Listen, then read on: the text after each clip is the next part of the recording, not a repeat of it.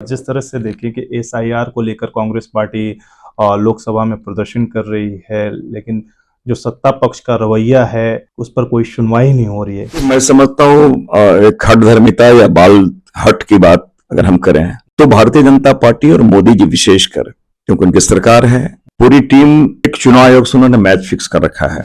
एक चुनाव आयोग जिसकी विश्वसनीयता, उनका क्रेडिबिलिटी और उनकी स्वतंत्रता, जिनका काम इलेक्शन कंडक्ट कराना है और उनको यह भी देखना है कि लोग स्वतंत्र और निर्भीक होकर अपने मतों का प्रयोग करें। बिहार में 10 तारीख को कांग्रेस पार्टी की तरफ से जो है कि जन यात्रा निकाला जा रहा है, उसको लेकर आप लोगों की क्या तैयारी रही? मैं समझता राहुल गांधी जी जननायक हैं। राहुल गांधी जी का नाम से स्वतः स्फूर्त लोग आते हैं और वहां पे मैं समझता हूं कि राहुल जी के साथ लीडर ऑपोजिशन है तेजस्वी यादव जी, उनकी पूरी टीम, कांग्रेस की पूरी टीम, इंडिया गठबंधन की पूरी टीम। तो मैंने कहा राहुल जी का नाम ही काफी है, लोग स्वतः उनसे जुड़ते हैं। प्रधानमंत्री मोदी और अमेरिका के जो राष्ट्रपति हैं उनकी दोस्ती की बड़ी चर्चा होती थी, लेकिन आजकल हाल ही में उन्होंने जो है कि इंडिया के ऊपर जो है कि टैरिफ लगा दिया। दोस्ती गले लग के भी दोस्ती का प्रचार किया जाता है और ये मैं जरूर कहता हूं मोदी जी ने अमेरिका के संबंध से ज्यादा खुद की छवि निखारने में उन्होंने किया है। तो एक तो अर्थव्यवस्था की बात हम करें, राष्ट्र की सुरक्षा की बात करें और जो सीमावर्ती क्षेत्रों में जो हमारे पड़ोसी राज्य देश हैं उनकी बात करें, तो क्या सारी चीजों को ट्रंप डिसाइड करेंगे किनसे आपको ऑयल लेना है, किनसे हमारे क्या कूटनीतिक संबंध होंगे? मैं तो यही कहूंगा, मोदी जी से यही कहना चाहूंगा कि आप पीठ मत दिखलाओ, आप आग दिखलाओ, जिस प्रकार चाइना ने पग उनको दिखलाया। नमस्कार, सोशल संवाद में आप सभी का स्वागत है। आज हमारे साथ फिर से सुखदेव भगत सर जुड़ चुके हैं। सर, जिस तरह से देखें कि एसआईआर को लेकर कांग्रेस पार्टी लोकसभा में प्रदर्शन कर रही है, लेकिन जो सत्ता पक्ष का रवैया है उस पर कोई सुनवाई नहीं हो रही है, कैसे देख रहे हैं पूरे मामले को? देखिए, मैं समझता हूं एक हठधर्मिता या बाल हट की बात अगर हम करें तो भारतीय जनता पार्टी और मोदी जी विशेषकर, क्योंकि उनकी सरकार है, पूरी टीम, एक चुनाव आयोग से उन्होंने मैच फिक्स कर रखा है। लगातार ऑपोजिशन के लोग, हम लोग अपने जो प्रजातांत्रिक तरीके होते हैं, हम लोगों ने सदन के अंदर, सदन के बाहर उनके एसआईआर के माध्यम से जो चीजें, जो एक वंचित वर्ग, विशेषकर वंचित वर्ग, गरीब तबके के लोग, जिनके एक संवैधानिक अधिकारों का हनन किया जा रहा है, वोट की चोरी की जा रही है, वोट बंदी की जा रही है, हम लोगों ने आवाज उठाई। और लेकिन सरकार, मैं समझता हूं कि कान में जूं तक नहीं रेख रहा है। वो ये मान के चल रही है हम सत्ता में हैं, हम बहुमत में हैं, अहंकार में डूबे हुए हैं। लेकिन प्रश्न केवल चुनाव तक ही नहीं है, प्रश्न इस चीज का है, एक जो लोकतांत्रिक पद्धति है और लोकतंत्र जो जिसे कहा जाए कि एक लोकतंत्र जीवंत भी हो, लोकतंत्र निष्पक्ष भी हो, लोकतंत्र में निर्भीकता भी हो और अभिव्यक्ति की स्वतंत्रता भी हो। हमने इन सारी चीजों को पूरे प्रमाण के साथ, जैसे कि राहुल जी ने भी कहा, उन्होंने स्पष्ट के साथ ये भी कहा कि बख्शे नहीं जाएंगे। उन्होंने दोनों चीजों को, लेकिन हम लोगों ने उन चीजों का प्रूफ के साथ, आप सोच सकते हैं कि चुनाव आयोग किस प्रकार कार्य कर रही है, कि कार्यशैली में बदलाव, वो जो पेट डॉग है उनके भी सर्टिफिकेट बन जा रहे हैं, जो सोनालिका ट्रैक्टर है उसके भी डॉक्यूमेंट्स बन जा रहे हैं। तो ये प्रूफ काफी है ना कि आपने किस प्रकार कार्य किया है या किस प्रकार लोगों के जो अधिकार है उनका अपहनन कर रहे हैं। और सरकार ये मानने को तैयार नहीं, और ऐसा लगता है कि ये सरकार का जो एक चुनाव आयोग जिसकी विश्वसनीयता, उनका क्रेडिबिलिटी, उनकी निष्पक्षता और उनकी स्वतंत्रता, जिनका काम इलेक्शन कंडक्ट कराना है और उनको यह भी देखना है कि लोग स्वतंत्र और निर्भीक होकर अपने मतों का प्रयोग करें। लेकिन अगर चुनाव आयोग स्वयं अगर किसी के द्वारा निर्देशित हो रही है तो वो और कठपुतली की तरह कार्य करेगी, तो पूरे देश के लोकतांत्रिक पद्धति के लिए घातक है।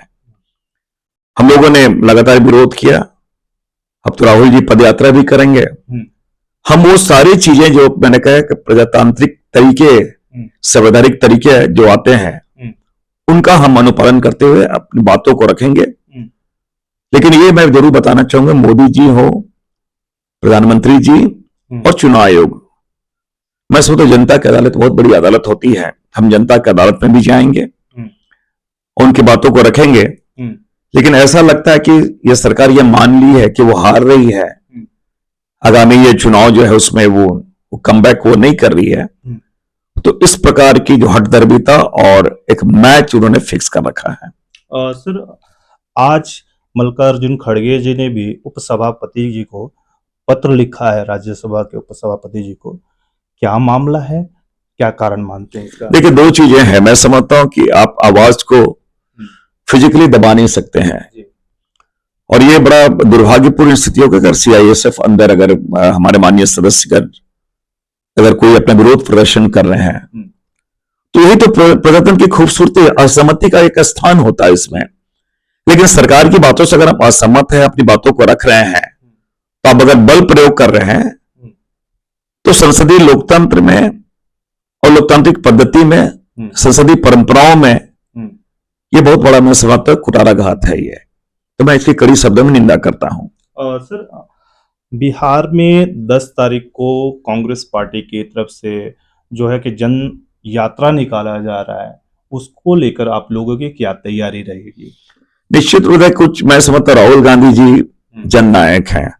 राहुल गांधी जी का नाम से स्वतः स्फूर्त लोग आते हैं, और वहां पे मैं समझता हूं कि राहुल जी के साथ पूरे जो एक लीडर ऑपोजिशन है तेजस्वी यादव जी, उनकी पूरी टीम, कांग्रेस की पूरी टीम, इंडिया गठबंधन की पूरी टीम, तो मैंने कहा राहुल जी का नाम ही काफी है, लोग स्वतः उनसे जुड़ते हैं।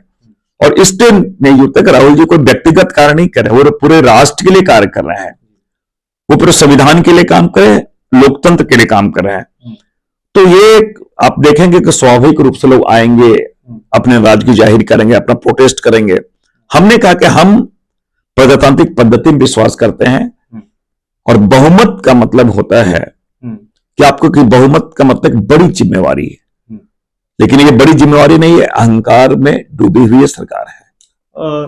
सर, प्रधानमंत्री मोदी और अमेरिका के जो राष्ट्रपति हैं डोनाल्ड ट्रंप, उनकी दोस्ती की बड़ी चर्चा होती थी, लेकिन आजकल हाल ही में उन्होंने जो है कि इंडिया के ऊपर जो है कि टैरिफ लगा दिया, भारत के ऊपर 25% और पाकिस्तान के ऊपर 19%। देखिए, दोस्ती की तारीफ तो मैं नहीं कहूंगा, दोस्ती गले लग के भी दोस्ती का प्रचार किया जाता है, और ये मैं जरूर कहता हूं मोदी जी ने अमेरिका के संबंध से ज्यादा खुद की छवि निखारने में उन्होंने किया है।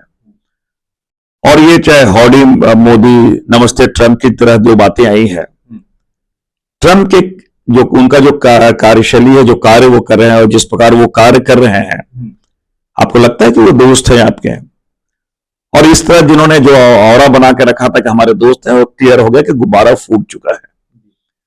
दुखद स्थिति यह है कि एक तरफ जो हमारे शत्रु देश हैं पाकिस्तान, उन पे इन्होंने 19% टैरिफ लगाया, हम पे 25% लगाया, और तो और सबसे बड़ी बात है कि पूरे चुनाव में जो आतंकियों ने हमला किया, 26 लोगों, निर्दोष लोगों की हत्या की, जिसके वो मास्टरमाइंड जनरल थे, उनको उन्होंने अपने लंच पे बुलाया।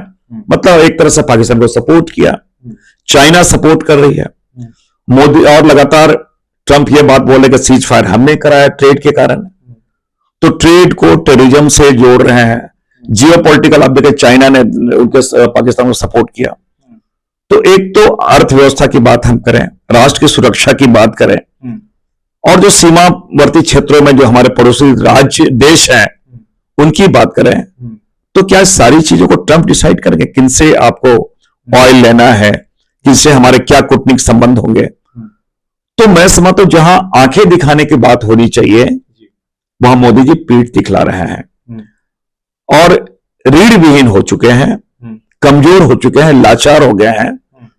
और हम तो यही कहना चाहेंगे, मोदी जी इस आत्ममुग्ध जो है वो आत्मप्रशंसा से बाहर निकले, और वास्तविक जो स्थिति है उसका वो सामना करें।